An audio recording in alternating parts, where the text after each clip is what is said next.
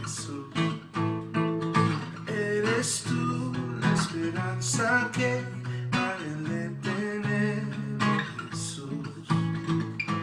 Confío en ti, me has ayudado, tu salvación me has regalado. Hoy hay gozo en mi corazón, con mi canto te alabaré, te alabaré y te glorificaré, y te alabaré, mi buen Jesús. Te alabaré y te alabaré, te glorificaré y te alabaré, mi buen Jesús. Eres tú la única razón de mi adoración, eres tú la esperanza que anhelé tener. Confío en ti, me has ayudado, tu salvación me has regalado. Hoy hay gozo en mi corazón, en mi canto te alabaré, te alabaré, te alabaré,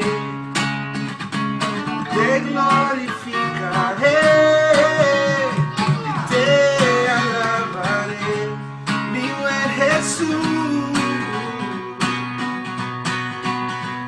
Te alabaré, te glorificaré, te alabaré, mi buen Jesús.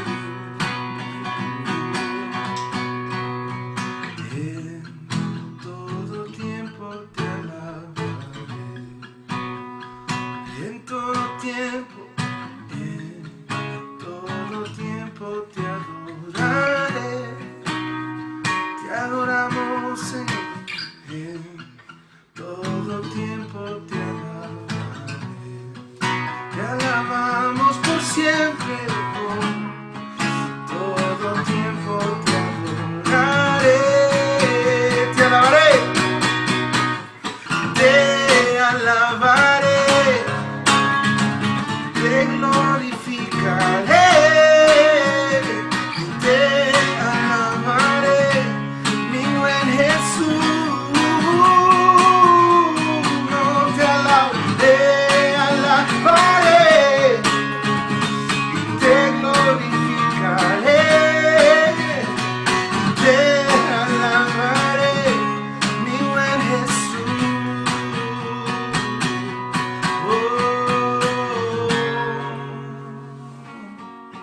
Te adoramos, Señor, porque eres santo, porque eres bueno y digno por siempre, Dios. Alma mía, bendice, bendice al Señor con todo el corazón. De tu grande amor cantaré, tu nombre adoraré.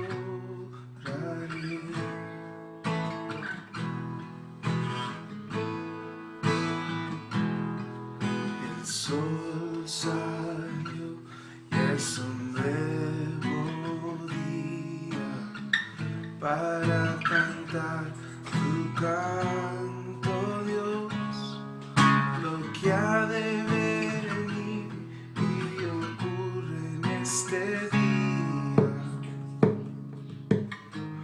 Yo alabaré hasta la noche. Levante su voz y declare: alma mía, alma mía, bendice, bendice al Señor con todo el corazón. De tu grande amor cantaré,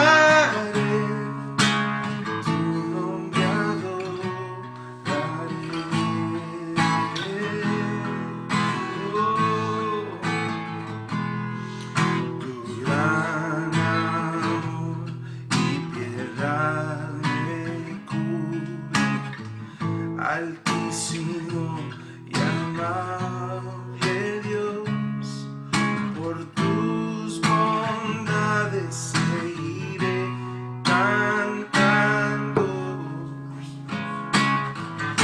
Las razones para alabar, alaben con todo su ser. Declara, alma mía, bendice, bendice al Señor con todo el corazón. De tu grande amor cantaré, tu nombre adoraré. Alma mía, bendice, alma mía, bendice, bendice al Señor con todo el corazón. De tu grande amor cantaré, tu nombre adoraré. Te adoramos, Dios, porque eres grande, porque eres bueno, porque eres santo. Eres digno de toda la gloria y el honor. Eres digno de toda mi vida, oh Jesús. Y si se acerca el fin de mis días, declare. Y si se acerca el fin de mis días y ya no tenga fuerzas para más, aún mi alma cantará su nombre. Por 10,000 años en la eternidad. Oh, alma mía, bendice, bendice al Señor con todo el corazón. De tu grande amor cantaré, tu nombre adoraré. Alma mía, bendice, bendice al Señor con todo el corazón. De su grande amor cantaré, tu nombre adoraré. Oh, tu nombre adoraré. Dios, tu nombre adoraré.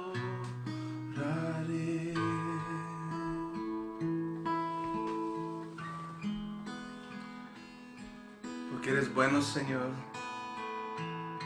porque eres santo, porque mereces toda nuestra adoración en todo tiempo, en todas circunstancias, Señor. No importa lo que enfrentemos, Señor, tú estás con nosotros. Eres con nosotros, estás en nosotros. Y como tu iglesia, Señor, no importa dónde estemos, lo que nos unifica, Señor, es tu Espíritu Santo y el nombre de Jesucristo, que es el nombre sobre todo nombre, y que podemos cantar victoria, podemos cantar esperanza y vivir vidas seguras, Señor, sin ningún temor, porque vivimos confiados en ti, en la roca firme que eres tú, Señor. Te bendecimos, Señor, y prestamos nuestros oídos para escuchar tu palabra esta mañana. En tu poderoso y hermoso nombre, Jesús. Hermanos, hermanas, espero que se encuentren bien. Bueno, vamos a continuar con el capítulo 11 del libro de los Romanos y vamos a estar viendo desde el verso 13 al 25. Vamos a dar un repaso al verso 1, donde habla de la tribu de Benjamín, y el verso 6, lo que no es la gracia. Tuve que borrar la vez pasada parte del video porque no me di cuenta cuánto había grabado, y Lili me dijo, esto está muy largo. Le dije cuánto era y me dijo, es más de 1 hora. Dije, no, entonces hay que editarlo, hay que quitarle parte de eso. Pero hoy quiero hablar un poco sobre la tribu de Benjamín, que era lo que había grabado la vez anterior. Y quiero ponerme en las manos de Dios, así es que les pido que me acompañen en una pequeña oración. Padre, bendito sea tu santo nombre. Estamos por leer tu palabra que inspiraste al apóstol Pablo, capítulo 11 de los Romanos. Y queremos que nos sigas bendiciendo a través de la lectura de tu palabra, que queremos conocerte más a través de ella, y queremos servirte, Señor, con un corazón sumiso, humilde, y queremos ser de tu agrado, Padre. En el nombre de Cristo te damos gracias por tu palabra, nos abandonamos en tus manos. Amén. Ahí en el verso 1, y voy a hacer este pequeño repaso porque del 13 al 25 no hay mucho que explicar, pero sí hay una exhortación bastante hermosa para nosotros, los que no somos judíos, para nosotros el pueblo gentil. Así es que vamos a ir básicamente leyendo del 13 al 25. De pronto hagamos un poquito de pausa por ahí, pero más que nada es una exhortación que se nos hace al pueblo gentil, de cómo permanecer en humildad y siempre con la idea de tener a Israel como lo que es el pueblo de Dios. Amén. Vimos la semana pasada que Pablo dice que Dios no ha desechado a su pueblo, ¿sí? Y dice, digo pues, ¿ha desechado Dios a su pueblo? Y la respuesta es en ninguna manera, porque también yo soy israelita de la tribu, de la descendencia de Abraham y de la tribu de Benjamín. Y lo que borré hace 8 días, que quiero compartirlo hoy con ustedes, es la tribu de Benjamín, hermano. La tribu de Benjamín, cuando usted va al libro de los Jueces, en los 3 últimos capítulos, usted va a encontrar una historia muy peculiar, una historia que es un tanto triste, pero que de alguna manera tiene un propósito de ser. De lo contrario, no estuviera ahí en las Santas Escrituras. Pero bueno, en aquellos capítulos encontramos como un varón de la tribu de Benjamín tenía una mujer, no era su esposa, pero era una, digamos, concubina, tenía una concubina. Y esta concubina quedó mal con él, lo engañó, sí, lo engañó, digamos, se fue a través con otros hombres.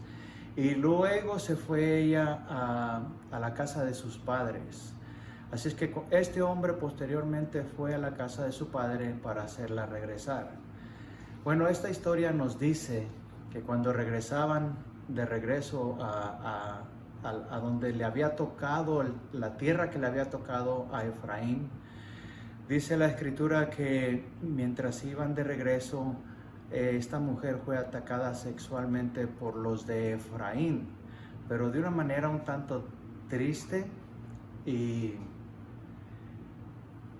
vergonzoso, totalmente vergonzoso para el pueblo de Israel, ciertamente, sí, pero como decía hace un momento, tiene un porqué de estar ahí esta parte de la escritura, y es por eso que fue puesta ahí, sí, pero solo quería atraer un poco de historia sobre la tribu de Benjamín, que estuvo a punto de desaparecer. De esta tribu de Benjamín tenemos, por lo menos me acuerdo de 2 personajes bíblicos. El primero, estamos hablando del rey Saúl, que era de la tribu de Benjamín, primer rey sobre Israel. Y luego Pablo, años después de lo del rey Saúl, nos dice que él también pertenece a la tribu de Benjamín. Y bueno, en la tribu de Benjamín tenemos esta historia, hermano, que cuando esta mujer muere, el marido de esta mujer, que fue abusada sexualmente y que murió a causa de eso, dice que la cortó en 11 pedazos y la repartió a las otras 11 tribus del pueblo de Israel. Y cuando estas 11 tribus se dieron cuenta, dijeron: ¿qué es esto? ¿Por qué se nos manda este pedazo de cuerpo humano, cierto? Entonces les dijeron qué es lo que había pasado, y nos cuenta la historia que las 11 tribus se reunieron para pelear contra la tribu de Benjamín. Pero bueno, resulta que Benjamín, hermano, eran guerreros muy valientes y eran personas diestras en la onda, ¿sí? La onda, la mayoría de todos sabemos que es dos líneas, digamos, dos líneas. En un extremo de las dos líneas está amarrado un pedazo de tela o de cuero, me imagino, y a la vez que los dos hilos son de cuero, donde se le pone una piedra y se ondea, y posteriormente se suelta uno de esos dos hilos y la piedra sale en una manera muy rápida y con mucha fuerza. Y todos sabemos que con una onda David enfrentó a Goliat y lo venció.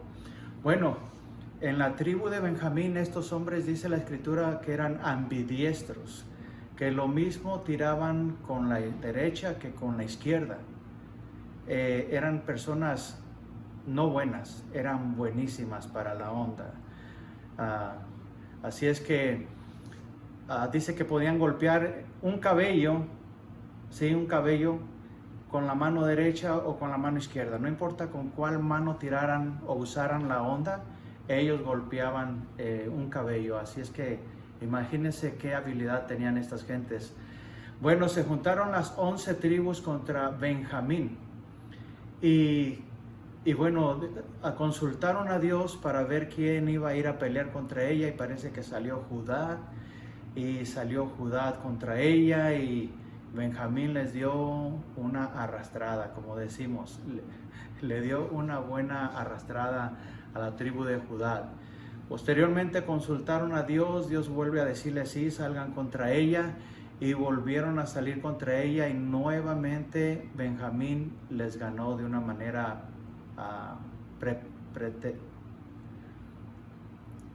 déjenme regresar. Tengo que usar otra palabra porque ya se me está trabando la lengua. De una manera pues grande, los venció de una manera muy fácil, ¿no?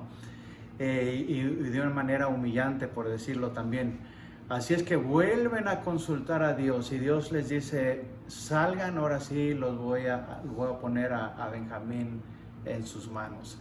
Ponen emboscadas contra Benjamín, se hacen como que Benjamín nuevamente los está venciendo y huyen.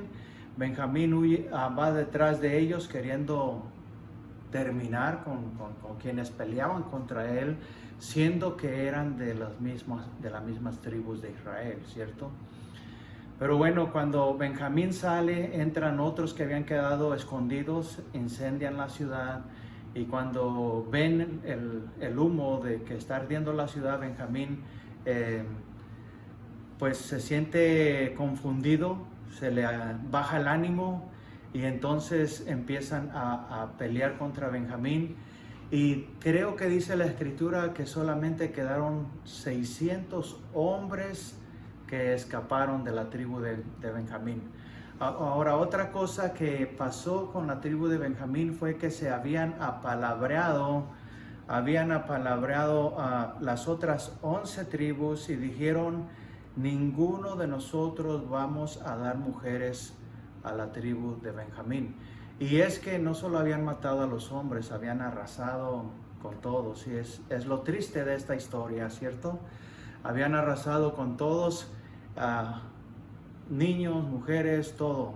Solamente quedaron 600 hombres de la tribu de Benjamín. Así es que ellos mismos dijeron que estaban tristes y oraron a Dios y dijeron: ¿cómo es posible que una de las 12 tribus de Israel tenga que desaparecer. Y es una historia, como se los dije al principio, una historia triste que está escrita en los últimos 3 capítulos del libro de los Jueces. Y nos da una idea de cómo era el pueblo de Dios cuando el pueblo de Dios se apartaba de Dios, ¿cierto? Así es que vemos que parece ser que había una fiesta donde salían unas muchachas a danzar.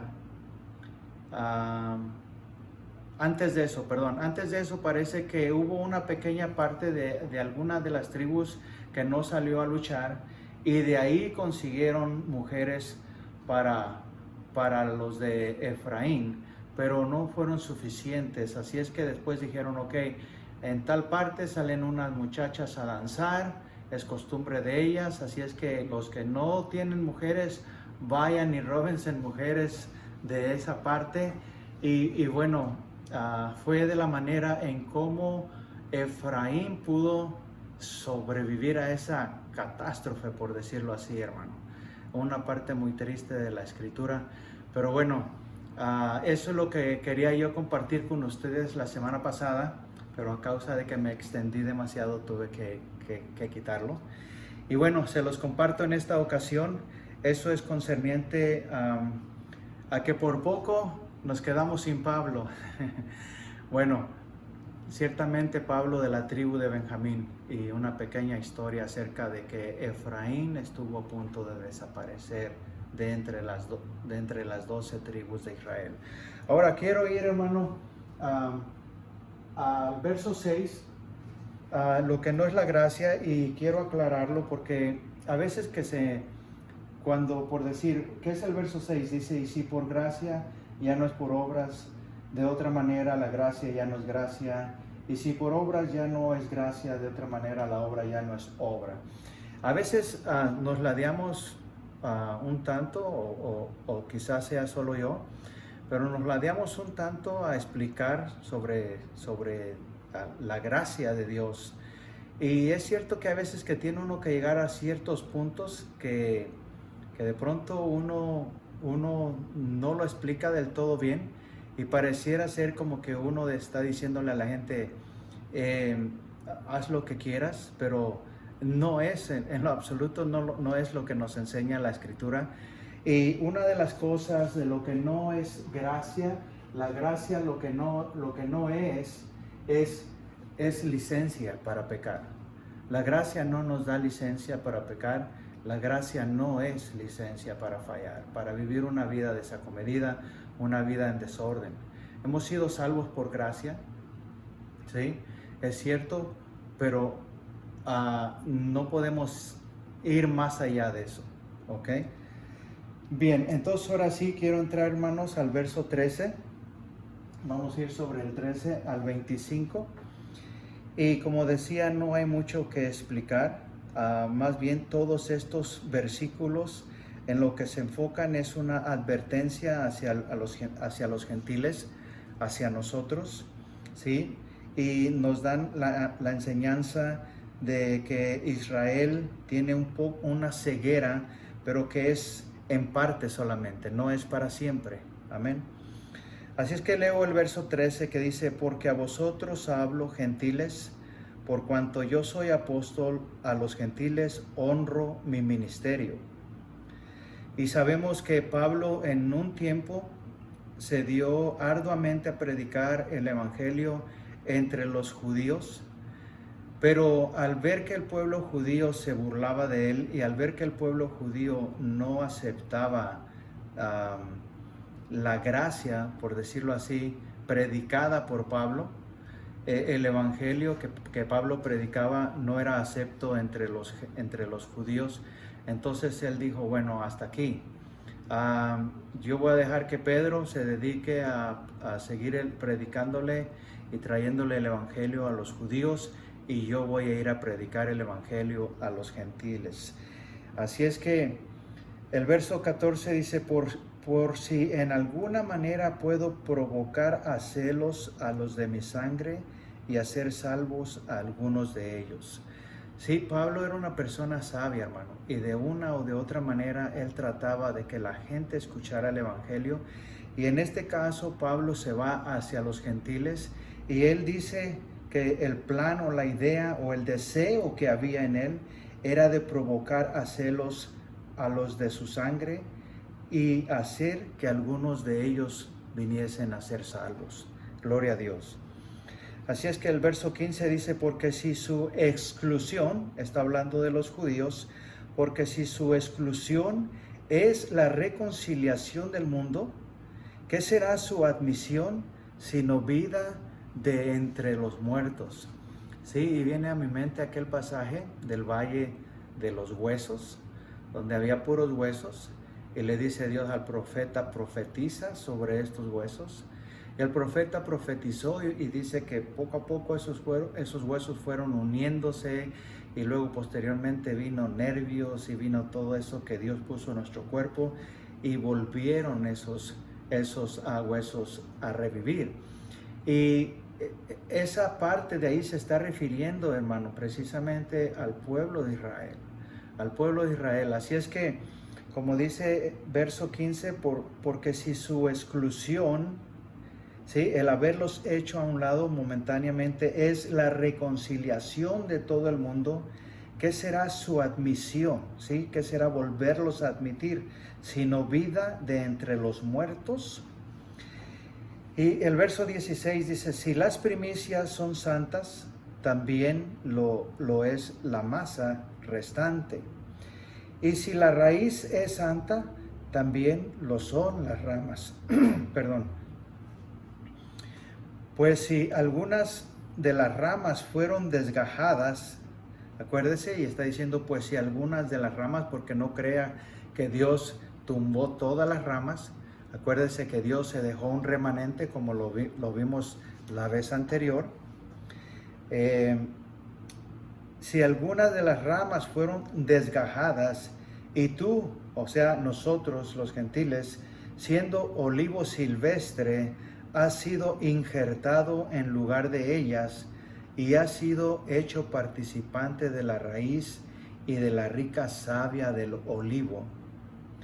No te jactes, nos está dando el consejo la Escritura a nosotros, que no formamos parte del Israel terrenal, aunque sí formamos parte ya del Israel espiritual, porque dice la Escritura que de los dos Dios ha hecho uno, amén. Y somos parte del Israel celestial. Pero dice a nosotros como gentiles todavía, no siendo parte del Israel terrenal, se nos dice, no te jactes contra las ramas, y si te jactas, sabe que no sustentas tú a la raíz, sino la raíz a ti. Amén. Y la raíz, hermano, del pueblo de Israel, bueno, son los patriarcas, es Abraham, Isaac, Jacob, todos estos varones que permanecieron firmes, ¿sí? Y firmes y que creían a las promesas de Dios, y por eso es que fueron bendecidos porque le creyeron a Dios, amén.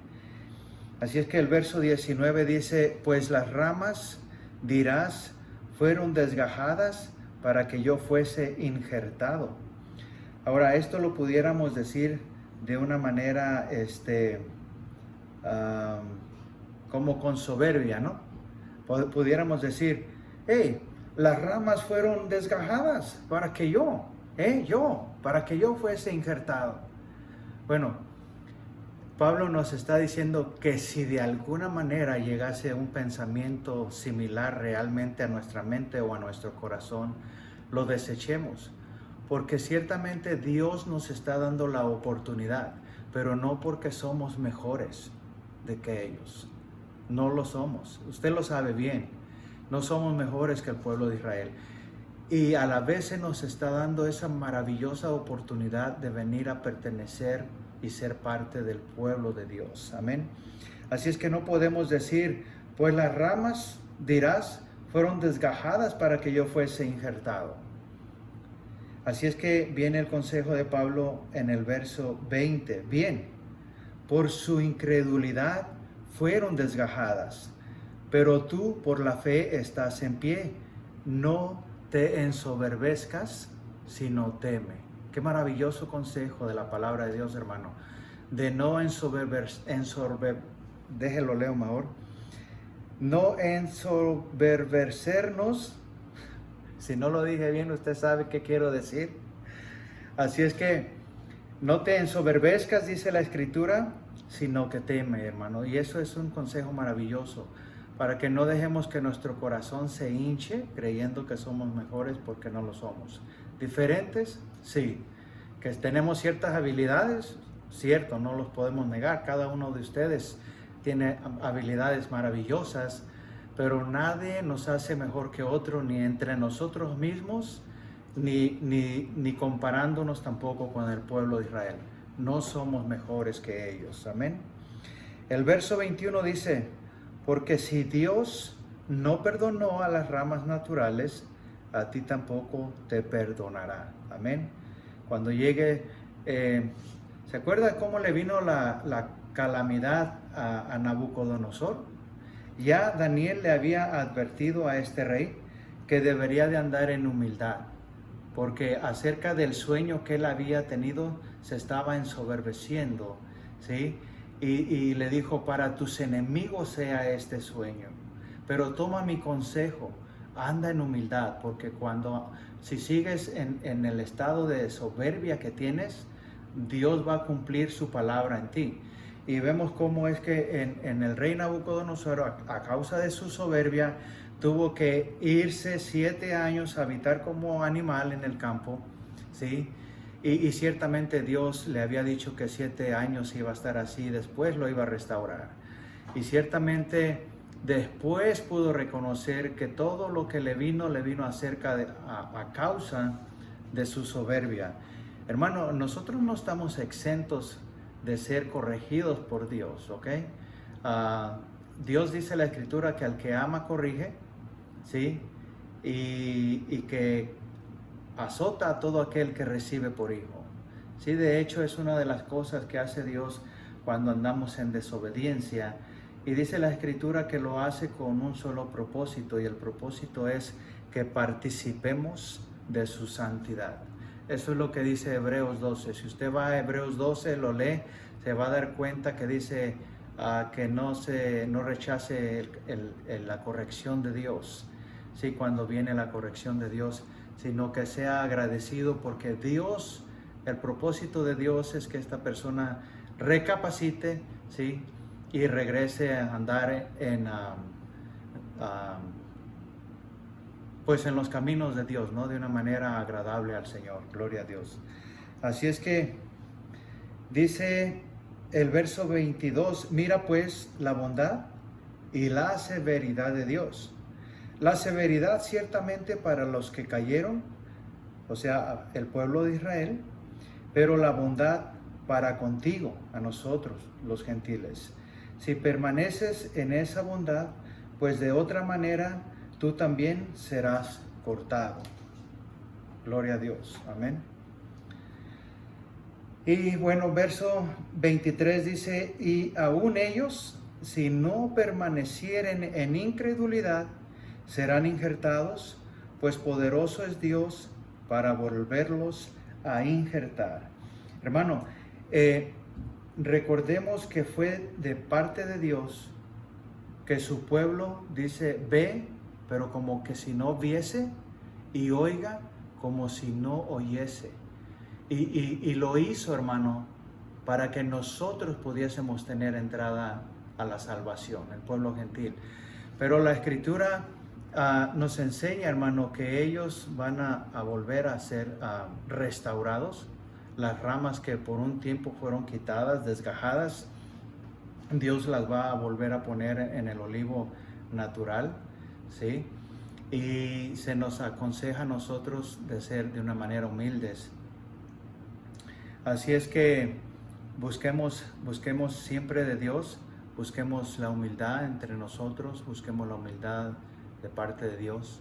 No queramos ser humildes con Dios y altivos con las gentes, ¿sí?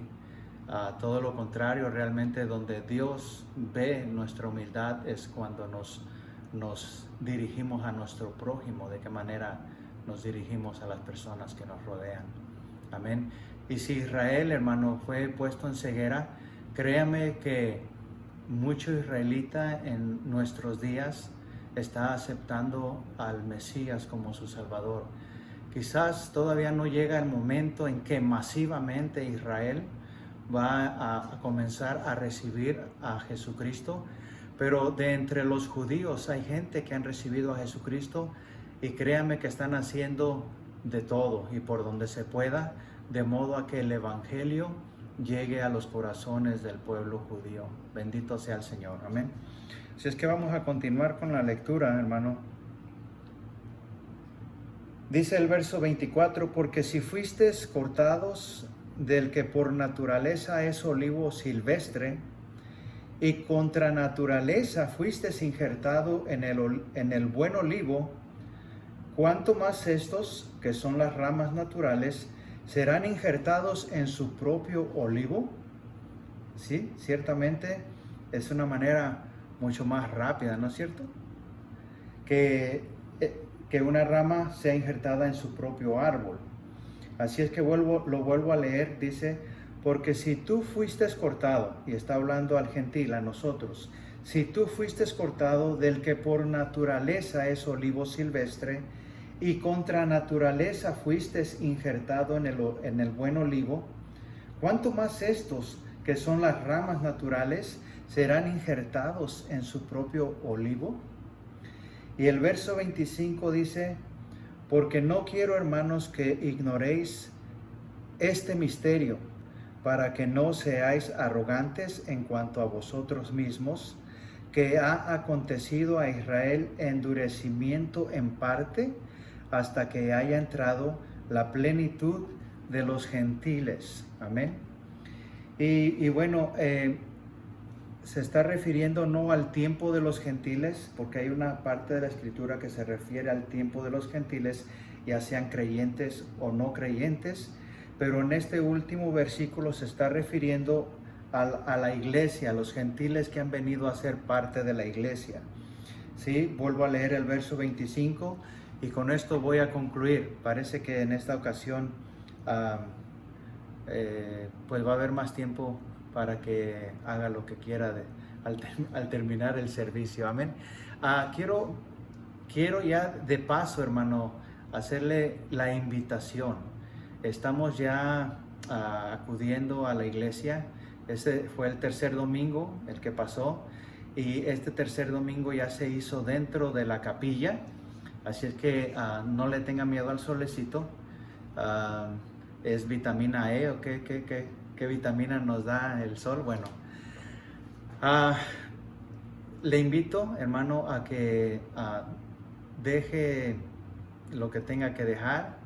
Si es flojera, deje la flojera. Si es de precaución de más, deje la precaución de más, porque estamos confiando en el que creó todas las cosas y el que sabe exactamente qué es lo que está pasando con nosotros, hermano.